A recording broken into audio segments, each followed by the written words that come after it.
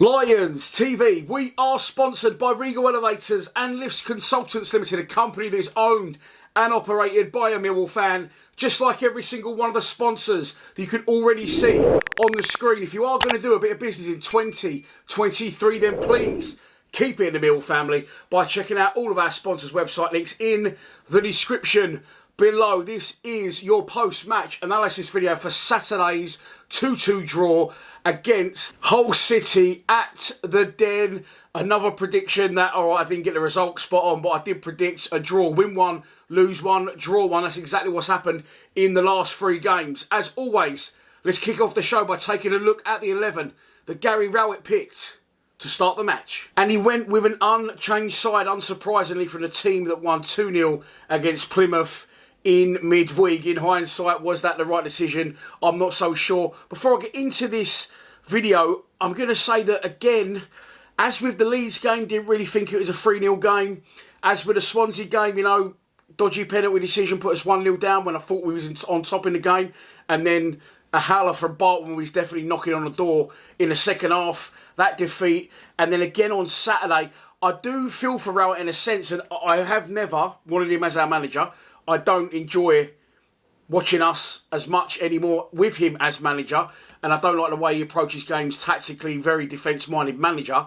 But in a sense, I feel like I should defend him again. You know, Saturday, we always ask for a quick start. We got exactly that. It was in our hands. And I don't really feel it was formation or tactics that sent us backwards. I just feel it's down to individual error. A lot of people pointing the fingers at Danny Mack. I did also in my full-time reaction. But I'll get onto their goals in a minute. But I do feel for Rowett in that sense. But don't worry, I'm not. I suppose I am sticking up for him. I'm not saying he's a great manager. I'm not saying he's what I want at the club going forward. However, I do feel those three games I just mentioned, definitely elements where not really down to him / our own worst enemy individual error-wise, and also a little bit of misfortune at times. Yes, okay, we got a lucky second at Plymouth. Well, the Zion Fleming elbow leading up to that, but I think the game was won anyway. But yeah, look, that's how I feel about it. That's the situation for me. Going into the game, went with an unchanged side, can't really argue with it. As I said, I wasn't sure Nisbet was fit, still not sure he's fit. Bradshaw was on the bench, did come on, still not sure he's completely fit, but Nanny's play as well. Actually, I haven't, because they're both away on international duty, but I don't think they'll play. Those two players will have time, hopefully, now to recover along with a few others. But look, we started on the front foot. He changed the formation. He went four at the back. He put Ryan in just in front of the back four. And then a four-man midfield. Fleming and Watmore wide in behind Nisbet. And, you know, again, credit to him. We've all recognised the problem at home. Keep saying, don't play three at the back, play four at the back.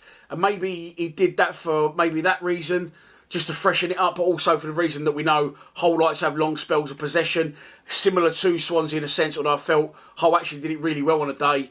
Again, in those high press areas for us, I thought they broke the press really well on a number of occasions, just potentially a little bit light up front, as the same as our Swansea. But look, we get off to a good start. We start the game, we score a goal early, which very rarely happens at the Den.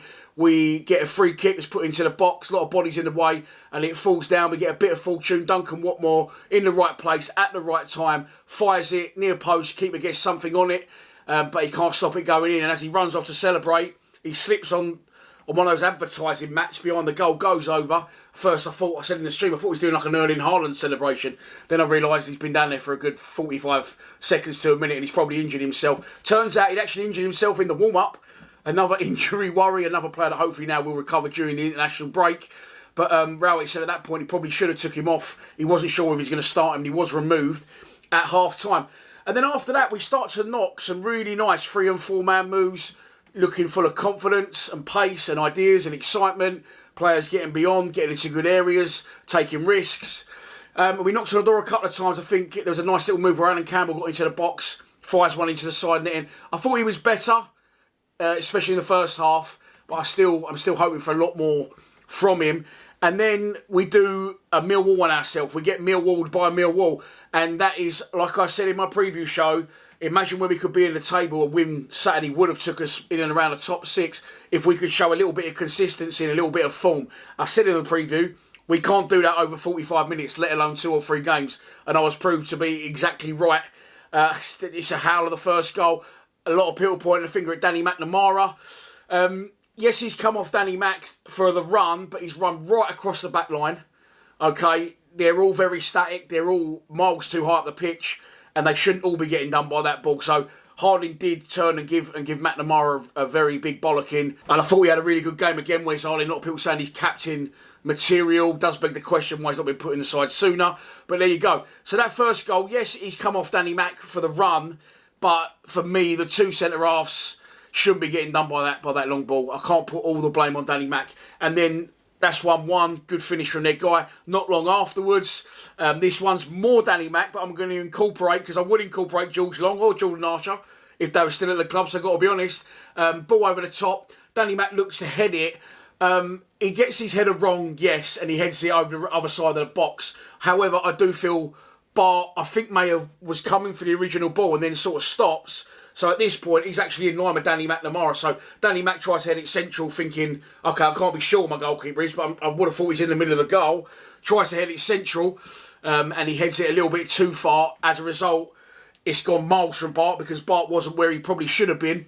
And the Hull striker, to be fair to him, did well not to panic, retrieved the ball, cut it back, slammed home, and Hull go in 2-1 up. But before that, they really could have pressed for a third and a fourth when they was 2-1 up. They got the bit between their teeth. Bit of confidence after a little bit of luck, potentially, and bad defending. Defensive errors got them back into the game. But then, as I said before, and Rowett said it as well, we let goals against us when we concede them. We let it affect us far too much for far too long. And we looked absolutely shot to bits. And I was actually relieved when we got in at half-time at 2-1. Then he makes substitutions. Again, credit to him. He takes off Watmore, of course, who was injured during the process of his goal / pre-match, and he's replaced. Can't even remember who replaced him at this point, if I'm honest. And then, let me know in the comments. And, of course, the like for like was Danny McNamara. I would have loved to have been a fly on the wall in the dressing room at half-time. Of course, Gary Rowett was once a right-back himself, and he loves to defend. So you can imagine what sort of conversation was going on inside the walls of the home dressing room at that point. But look, we come out the second half, and this proves to me what I say and what a lot of you say when people say, oh, you don't want Rowett in charge, but what do you think, you're going to win every game? No, we know we're not. We're Millwall Football Club. We have to fight and give everything we've got to get anything out of games and be at our best. The fans were happy at full time. I was happy at full time because we didn't win the game, but that didn't matter. The players give absolutely everything they had in the second half, and they was exciting to watch. And in defence, they didn't really have a lot of defending to do in the second half. But when they did, you see Cooper and Harley not flying into tackles at the other end of the pitch, and Joe Bryan as well. And that is my argument for the contrary for a neutral. The neutral go, well, how good do you think you should be then? No, that we know what we are, but we don't have to win games. We could have even, not that game, but even if I've seen us lose 5-1, I think it was, in the Cup at Ipswich once, 2 sendings off, and the players got a standing ovation. It happened once at Birmingham at home as well. I think when we was down to 9 men and the players got clapped off. We don't have to win games to be satisfied as Mill fans, but we want to see what we saw in that second half. He changed the formation. He went 3-5-2. Nisbet was replaced and Maku came on. Nesse came on, amongst others. But I've got to say the driving force for me, and I'm very pleased to be saying this. Don't misjudge that at all. Casper De Norre was absolutely sensational on Saturday. Now, I'm sorry. Okay, I'm gonna say it, and I'm not saying it for views, because we know the views I get, and they're never really going to go up or down with our fan base and the amount of people that follow the channel. I'm just being honest with you. You've all got to that point, in my opinion, far too overexcited about Casper De Norre. He is a good player, yes. He needs time to settle. I think there's going to be more to come from him, and I think he could play at the level he played at Saturday, which was absolutely outstanding. I think he could play like that every week, and he will be a brilliant signing for us. But I just feel that because he was supposed to be like our Zian Fleming this season, I think we paid quite a lot of money for him. He was supposed to be our benchmark signing this season. A lot of you jumped on it far too early, and he hasn't been fantastic. That was actually, if you look at that post there on his Twitter, his first assist for the club and yet to score. So, yes, he's a midfielder. And you'll all say you love Billy Mitchell. Billy Mitchell, that was a lot of people's biggest criticism, that he don't assist or score goals. Okay, granted, Casper De Norre's been at the club a lot less time than Billy has, but I just don't feel that he was as good as you was all making out until that point. Or again, look, maybe I didn't see it. I do try and scope it for him as well. If I'm doing a live stream, if I find myself, a couple of games have gone, De Norre, and I thought, I've hardly mentioned his name here. But Saturday it was Denor. He was the driving force. He really seemed like he could be that midfield general that I've been craving, that we've all been craving, and the player that Gary Rowett keeps saying, I'm looking to a senior player to be a leader out there and club the others together. And not only did he do that off the ball, but on the ball he was picking passes. He was absolutely instrumental in everything we did, brilliant going forward, and I thought he had an absolutely brilliant game. Outstanding performance, it really, really was. And through him, of course, we've had the long-range shot, the keeper brilliantly saves over the bar, but we didn't quit. We keep coming forward, we keep creating. Joe Bryan, again, massive difference when he's fit. We go down that side, the North slots it through, and Joe Bryan shows you what he can do. His first goal in football since he scored for Fulham against Manchester United, so that shows you the sort of level that he has played at and can get to, if you didn't know too much about Joe Bryan, but I'm sure you do. 2-2, great finish. And then after that, we could have gone on and won the game. As I said, Maku came on and he was played in at the death by SA. And he blazes over. I feel for both those boys. I've explained that in my preview. I feel that they've been thrown to the wolves a bit. I'd give them a run on the side. I don't think we're going up or down. And I think if Rowett said to the fans, look, we're going to come mid-table this season in my prediction. We're not going to get relegated, and as long as he doesn't get relegated, we won't have any arguments. If he says, I'm going to give SA 10 starts, I'm going to give Maku 10 starts, just to fucking give him a fair crack, because throwing them on, last knock-ins, 20 minutes to go, 2-0 down, it's not fair on the boys. And I feel that showed.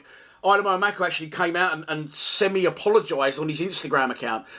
Said I should be burying those ones. Well, I'm going to defend you, Idemo. I don't think you should, because you've not had a run in the side. You're getting thrown on in high pressure situations late in the game, expecting absolute miracles from you on the touchlines, and I don't think it was a sitter at all. It's a great ball from SA.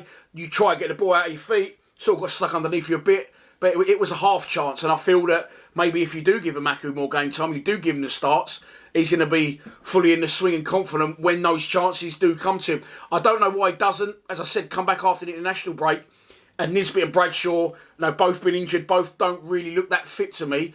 So I would have absolutely no issues if he went, you know what, the midfielder, what's his fucking name, Campbell, I keep going to call him Johnson. Campbell's not really producing for me, okay.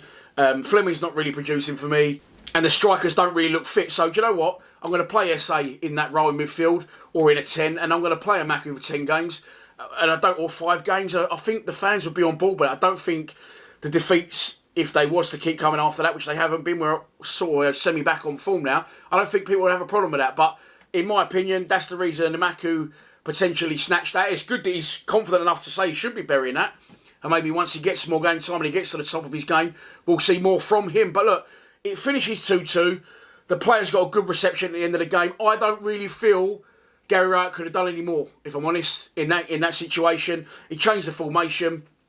Okay, we started on the front foot, we scored a goal. It was just individual error, and that was down fair amounts to Danny McNamara, but I think it's harsh to pin all the blame on him. I can't say anything because I said, don't play Norton Cuffy, play Danny McNamara. I'd actually play neither of those now, and I'll play Ryan Longman in that right wing-back role, and I think we're halfway towards having a very strong side. I love Longman, I think he's got to play on the side.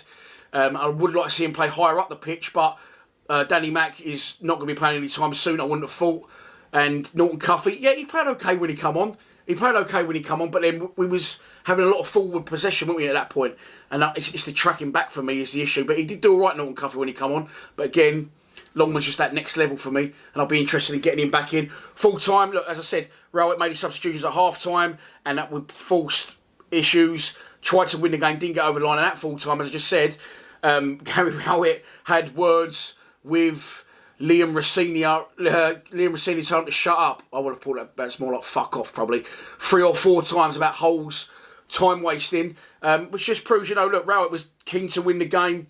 They brushed that under the carpet. Now he said Liam Rossini is a good young manager, and he did tell me to shout 3 or 4 times about our time wasting, but at least it shows that Rowett's on that, and he saw the win was there and he was pursuing it. So I don't have any issues with anything the manager did Saturday, really. I can't even say started Danny McNamara, because I said start him as well. So look, it is what it is. Individual error / defensive mistakes have cost us. But on the flip side of that, and I'm not, that's my point of view. Am I making excuses? 3-0 Leeds, 3-0 Swansea. We've conceded 2 against Hull, and it does seem to me that individual error is the case for that, or bad refereeing decisions. Or am I wrong? Is it no? Look, you're making excuses for him. The buck stops with him. I do get that, but as I said, for me, tactics, team, energy, efficiency, desire. That was all on point for me Saturday.